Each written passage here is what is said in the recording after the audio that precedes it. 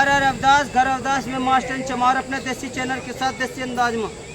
भाई ये क्या धरना भाई लगातार चल रहा है, कोई कहे के लिए धरना दे रहे, कोई कहे के लिए धरना, पर धरने पर किसी की बात मान नहीं जा रही। और सर भी बस थोड़ा घना दो जो है थोड़ा सा भगा सीखो और घर भेज देने को जा हो जा काम। अगले पल जो 3-4 महीने देखा भाई वो काम होया नहीं, फिर चला भाई अब सर जी वो तो तुमने नु कहा था नु 1 महीने में हो जाएगा, वो तो होया नहीं। लेकिन इस बार ना ये जो लोग हैं ना मजदूर किसान यूनियन पार्टी के लोगों ने को किसी के बकाया में नहीं आने की। दूसरी पार्टी एक राष्ट्रीय नव प्रभात पार्टी ज्वाइंट है और 4 पार्टियों का समर्थन था, लेकिन ये अब भी डटे है कार्य जो ओबीसी की समस्या ना वो पूरी समाधान करवा कर जाएंगे। हमारे बच्चे पढ़ लिख कर भी और मजदूर के मजदूर है, जिनका बाप पकाने का काम कर रहा है वो पकाने में लगा है, जिनका काम सब्जी बेचने में लग रहा है वो सब्जी बेचने में लग रहा है, जिनका बाप जब सब्जी उगाने में लग रहा है वो उगाने में, किसी का बाप जो भाई हलवाई का काम कर रहा है वो हलवाई का काम में लग रहा है, और जिसका काम भाई बाप जो आइसक्रीम वगैरह बेचने वो आइसक्रीम में लग रहा है। सरकारी नौकरी तो लगी नहीं रही हो, क्या काम करा भाई। आरक्षण में पैसे वाले जो 4 जाति जो ताकतवर जाति उन्होंने मिल रहा है धड़ा धड़ उनके नुको सीने नप गया बस। इन वाले को नु छत्ती मार कर नु और पीछे गाड़ी ना तेरे तो छत्ती कम हो रही। और ये जो 17 जाति नु अनु वजह से नु कोई मार तेरा तो 2 नंबर कम है, तेरा नहीं आने का मेरी लिस्ट में आएगा, चा जा तेरा नहीं आने का। तो उन्होंने सोचा भाई छत्ती का मुक्का है 2 नंबर को कमी हम ही देखेंगे, और चाहे कुछ भी हो जाए पर यह धरना हटने का नहीं जब तक वो इसी वालों की समस्या हल नहीं होगी। हम पूछेंगे जी हाँ जी सर नाम क्या है? मेरा नाम राम रतन सिंह विश्वकर्मा है। तो ये जो ना आरक्षण के मुद्दे पर क्यों धरना दे रखा है जी? एक्चुअली धरने का जो हमारा आशय है जी भैया भैया ये लड़ाई एक भेदभाव के खिलाफ लड़ाई है, ये केवल एक आरक्षण की बात नहीं है। जब से देश आज़ाद हुआ है, बल्कि मैं तो ये कहूँगा कि मुगल काल से लेकर 2025 तक ये जो हमारा ओबीसी समाज ये जो हमारा भाई बैठे हैं इनमें अधिकांश अशिक्षित लोग हैं, मजदूरी पेशा लोग हैं, जिनका काम ये है कि सुबह को अपने काम पर गए, काम किया, शाम को घर आ गए। इन लोगों की ना तो कोई सुनने वाला है, ना इनकी कोई आवाज़ उठाने वाला है, और ना ही ये लोग अपने अधिकारों से बहुत अच्छी तरह परिचित हैं। तो ये जो प्लेटफार्म आवाज उठाने के लिए बना अपना अपनी पार्टी, ये केवल एक पार्टी नहीं है, मजदूर किसान यूनियन पार्टी है, आवामी हिंद पार्टी है, राष्ट्रीय नव प्रभात पार्टी है, और सामाजिक कश्यप समाज के सामाजिक संगठन भी है। तो ये जो आरक्षण की बात कही गई है ये केवल आरक्षण नहीं है, अधिकारों की लड़ाई है। मुगल काल से लेकर आज तक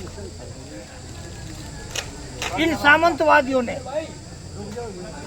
हाँ जी क्या बताओ, मुगल काल से लेकर और अभी तक इन सामंतवादियों ने मुगल काल में तो हमको क्या बना दिया, रियाया। रियाया का मतलब समझते हैं आप लोग क्या होता है?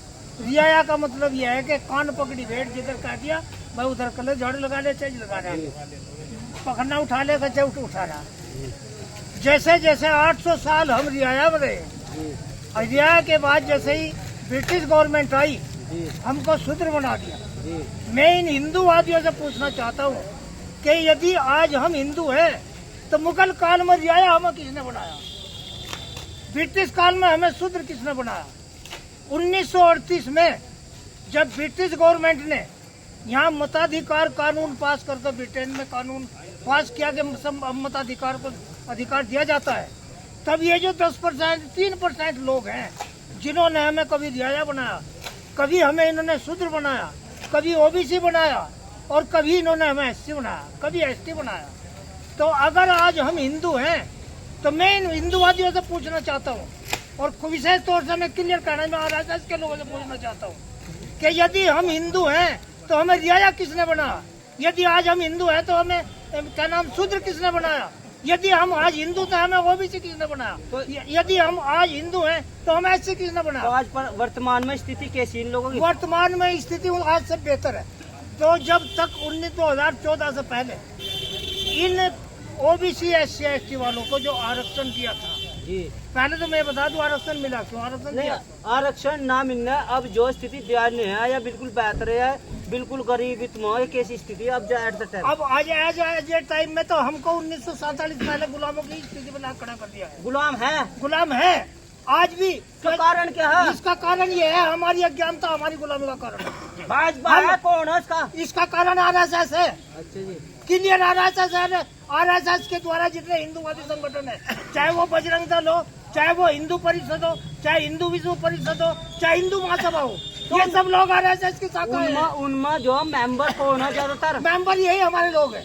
तो मैं इन लोगों को हम समझाते हैं भैया अपने अधिकारों के लिए अपने अधिकारों को जानो। ये हिंदूवादी नहीं है, ये हिंदुत्व हमारी गर्दन कलम करने का सबसे बड़ा ब्राह्मणवादी हथियार है। तो जब तक इसको नहीं समझेंगे तब तक नहीं काम चलेगा। तो क्या पुख्ता पहले आरएसएस की जड़ को कमजोर करना पड़ेगा? आरएसएस से हमें कोई मतलब नहीं, हम अपने लोगों को जगाएंगे।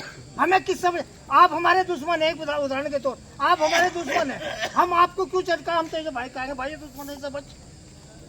हम अपने भाइयों को कह रहे हैं कि दुश्मनों को पहचानो, इनसे बचो। देखो भाई, सुन लो, विद्वान लोग आ रहे आगे भी तुमको आ जाइए आगे। जितनी खुली बात मैं कह रहा हूँ इतनी बात कह नहीं सकता। देखो आगे आ जाओ भाई। नाम बताओ जी, नाम क्या है जी? नाम बताओ, क्या नाम है? ओम प्रकाश कश्यप। ये कह रहे हैं कि भाजपा ने आज जो हमें गुलाम बना दे, ये बात सही है गलत है जी?